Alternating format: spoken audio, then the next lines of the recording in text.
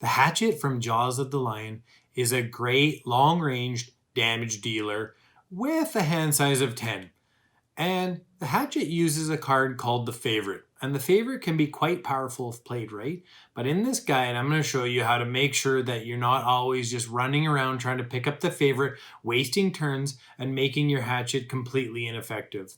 Also, there will be spoilers in this video, so before we get to those, I'll have a screen that lets you know so that if you haven't reached your level 5 and higher cards, then there won't be any spoilers here for you. So the Hatchet has the Favorite, and the Favorite can be great, but it can also make you really ineffective because you're running around picking up that Hatchet all the time and it's costing you turns. So coming up in this guide, I'm going to show you exactly how to use the Favorite and also how to manage the move of the Hatchet, because the move is a bit of a problem, especially early on, and it can be tough to maneuver around properly and go pick up your Hatchet. So we'll go through that, and then we're going to go through, card levels 2 to 9, and there's some non-standard picks in there. So stick around. I think you're going to find there's some interesting picks here that are maybe not super standard. Please go ahead right now, hit that like button, subscribe to my channel, and turn on notifications so that when I make new content, you're notified. The Hatchet at level 1, highest non-loss move without conditions is 3. And so you're going to have a decently hard time keeping up when you've only got a couple move 3 cards and then the rest of the time you're moving 2. So the first thing we can do to mitigate that is we've got a big move play where we can move 17. And so to do that, we play extra lift the first turn. And that's going to allow us to add +2 move to each of our move actions afterwards. And so the turn after you play that, you're going to play Disorienting Barrage, the bottom. That's going to allow you to move 10. It's going to allow you to do some really cool things. And then we're going to play Fancy Hat top and Boots of Striding. And that's going to give us 17 total moves. So you can use that to catch up, to really position well, to go and open a couple doors. There's a ton of uses for it. And so, that will help you really cover some massive ground if you've fallen far behind. The next is going to be Power Pitch bottom. You're going to produce air, and then the next turn you're going to use the bottom of follow through, and that's going to allow you 4 moves, so that's going to help you a little bit. And then the other thing is Second Wind. So make sure that you kill an enemy with a top attack, then play your bottom, and then move yourself into position with move 5. So those are some tactics that you can use to really make sure that your Hatchet is in the right position, and make sure you're not just always hanging out in the back and that you're moving up along the sides and flanking as well and controlling aggro, but making sure that you're at least making some progress as you kill enemies so that you're not always just stuck behind trying to catch up. The Favorite is the Hatchet's signature card, and used correctly, it can be an amazing card and output a ton of damage. If you use it 5 times, that's plus 15 damage, and that's pretty good. If you use it 7 or more times, that's going to be 21 plus damage per scenario, and that's going to be amazing. And it's going to be a card that you definitely want to use as much as possible. The problem with the Favorite, though, is that you're always chasing after it, and you've got to go pick it up. And what you want to make sure not to do is to waste turns going to get it, because then you're not going to be able to use it as much. And so you want to use it in the regular flow of combat. A great card for that is Retrieval, top and bottom. So top, make sure that you're finishing an enemy off for the most part. You don't really want to be in melee, so get in there, finish them off with an attack 2 or 3, maybe if you pull a +1, and then get that Favorite back. And then the other part is the bottom. You can move in and loot with the bottom of Retrieval. If you use your boots, you can grab the Favorite even when you're 4 hexes away. So go ahead and do that. And then you want to strategically attack and move in. So you're looking to pick off enemies that are on the outsides, so you're not going to draw a ton of aggro, that you're going to be able to kill with the attack when you use the Favorite, and then move in and get it right away that turn so that you're up closer and you can take a shot at the next set of monsters. Another trick you can use is going late more often than not. And, the Hatchet doesn't have amazing initiative anyways, so you can definitely go late. Go late, let your allies hit a few guys, get them low enough so that you can kill them that turn, and then move in and grab the favorite. This is going to be a great tactic so that you're attacking, killing, moving, favorite. Attack, favorite, kill, move, pick up, favorite. If you can keep that flow, you're going to output some serious damage every single scenario. A nice combo I like to use if I'm doing some melee attacking for whatever reason is close cuts top and fancy hat bottom. This is going to be a repeatable 4 attack to 2 different enemies, and you're going to get an experience. And so that's going to be a nice, powerful melee combo. And I also like the bottom of close cuts because if somebody has pushed up on you, you can attack 2, move 2 out, and then fire off a ranged attack. And that's going to be a consistent, 5, 6 damage, maybe even up to 8 if you're throwing the favorite. So great combo. Make sure and utilize that if you're ever in melee range. So here's how I like to start out with the Hatchet.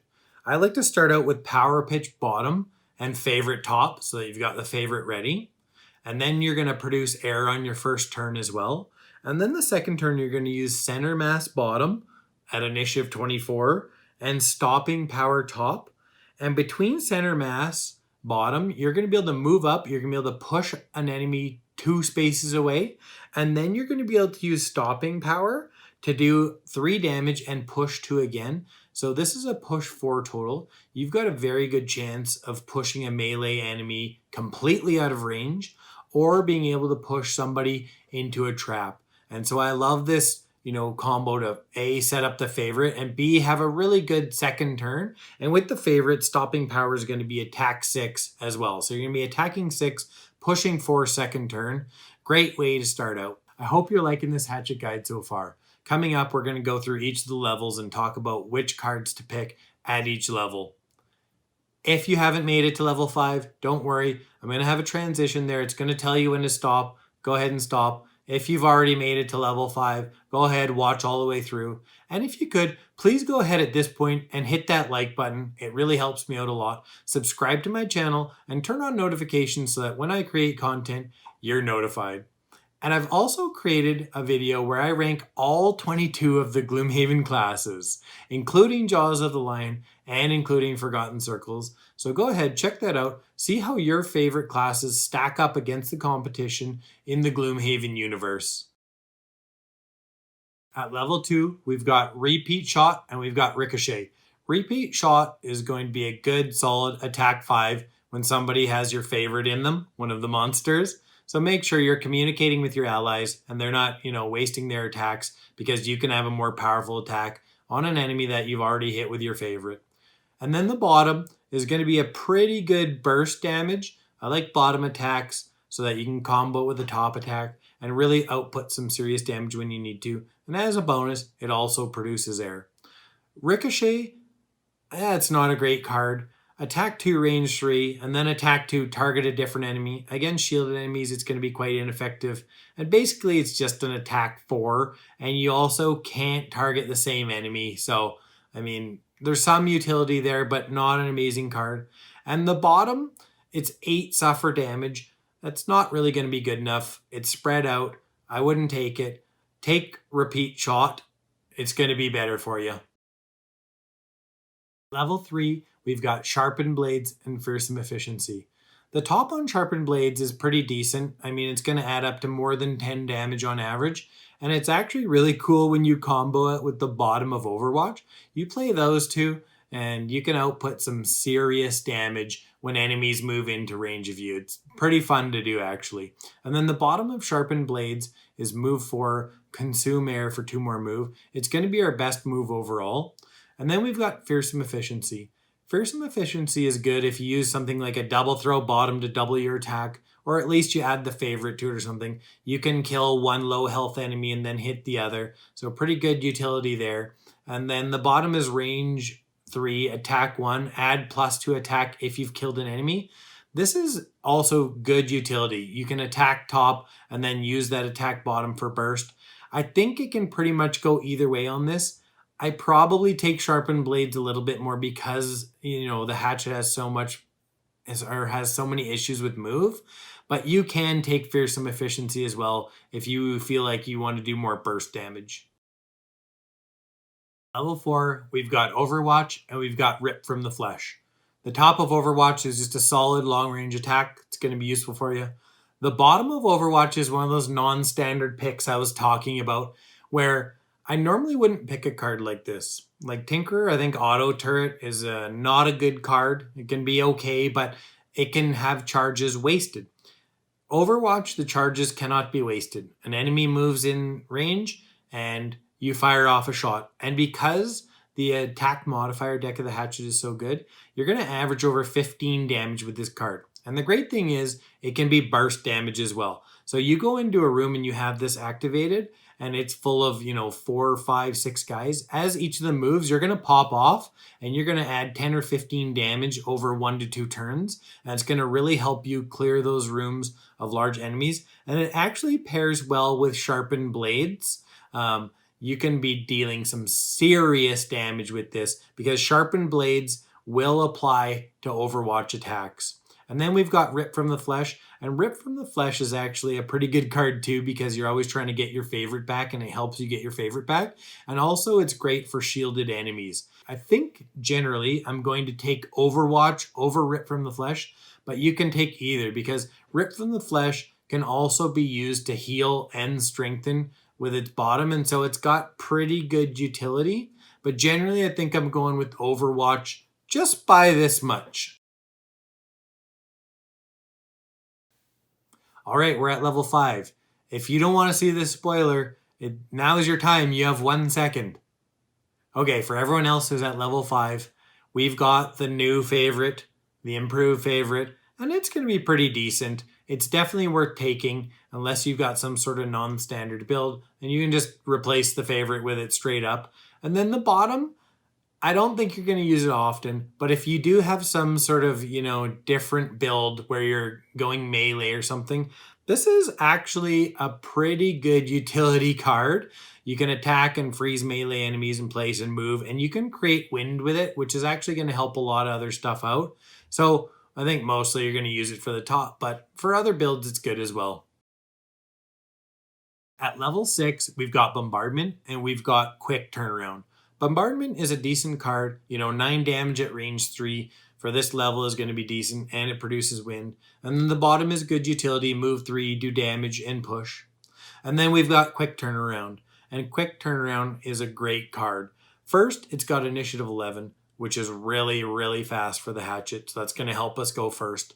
Then the top, if you consume air, is going to push 4 total. Combine that with a bottom of follow through, you're going to be able to push 6. You're going to be able to hit and push them into any trap that's within range, and you're going to be able to neutralize melee enemies by pushing them back so far that by the time they move back to you, they're not even going to make it all the way there, and they're not going to be able to attack you.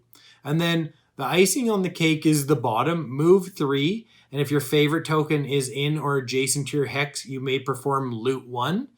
That's going to be fantastic for you getting the favorite back all the time too. So 100% of the time, I'm basically taking Quick Turnaround, even though Bombardment is a decent card. At level 7, we've got Excessive Force and we've got Brutalize. It's a dangerous sounding level. Okay, so Excessive Force top, just not really that good. It's functionally worse than Sharpened Blades, which is a level 3 card, so I wouldn't use it that often. It's situational too. They have to have the favorite already, and already they're going to be weakened. So sometimes you're going to be wasting that +2 damage when you only need the +1. And then the bottom is actually pretty decent. Move 3 and then consume air to attack 2, range 2. That's actually got decent utility. You'd probably use it, a reasonable amount. And then we've got Brutalize. And if you're using the favorite, you pretty much got to take Brutalize. Attack 4, +2 attack and gain 1. If the target has your favorite token, you're going to be able to attack 6 and take your favorite token back. That's going to be amazing. And then the initiative is good at 22 for the Hatchet. And then the bottom is attack 5, range 4, stun, produce air. It's going to be good for burst damage when you've got a nice, strong top range attack. Take Brutalize basically 100% of the time, unless you're not using the favorite. and you may have some sort of case for excessive force. At level 8, we've got Shrapnel and we've got Camaraderie.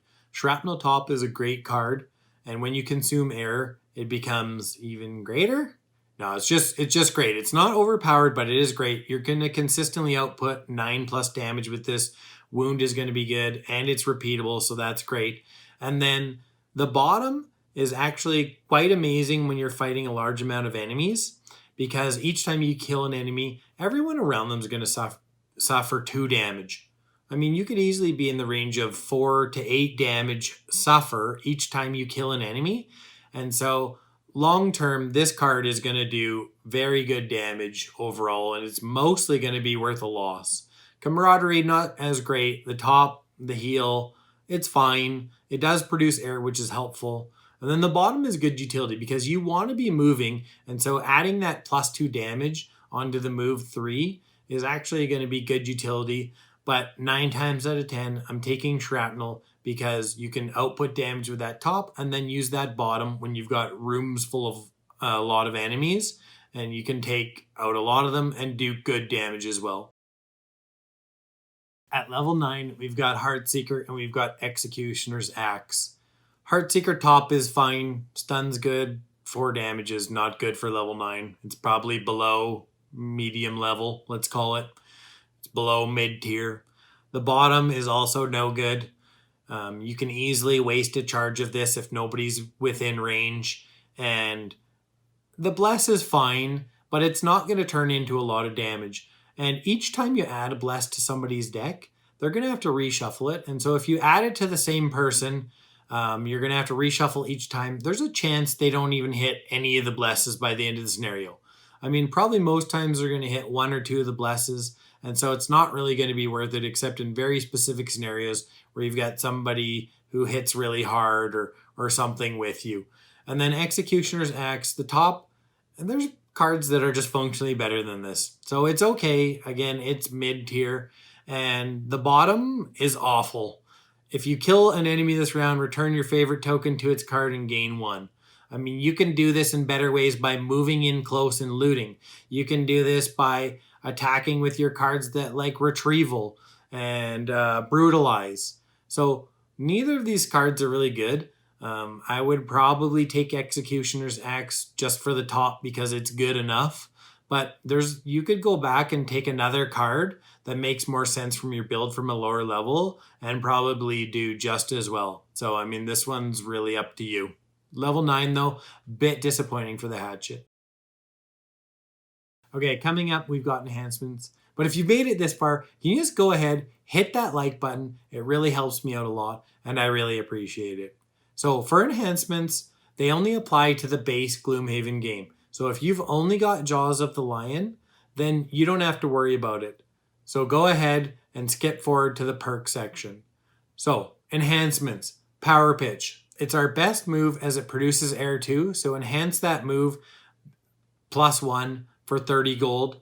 And then we've got Center Mass. Move 3, add a +1 to that move. It's really going to help us move, and the push 2 is good. And so really the cheap enhancements that are going to help the Hatchet the most are move ones so that we can properly position and keep up with the rest of our allies.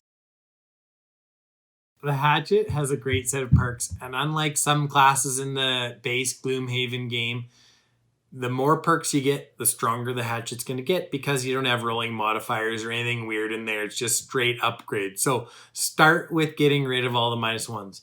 -1s ruin lives because you do 4 damage, you get -1. Oh, it's 3 damage, and the monster had 4 life left because that was what you were planning to do. -1s ruin your plan, so get rid of those first. And then you want to replace your +0 with a +2 muddle. And then you want to replace a +1 with a +3.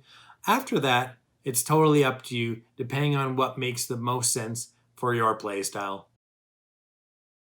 So for items, the one I like the best is the Fateful Compass, because it allows you to reposition enemies so that you can move in there and pick up your favorite after you kill them, or so you can move them away from you when they get up too close so you don't have disadvantage. The next is going to be Iron Spear, and it's basically for the same reason.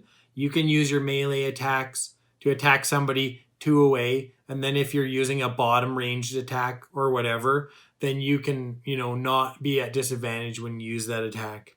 Weathered boots are great because we need to move and it helps us with moving. I mean, pretty straightforward there. It's going to be good utility.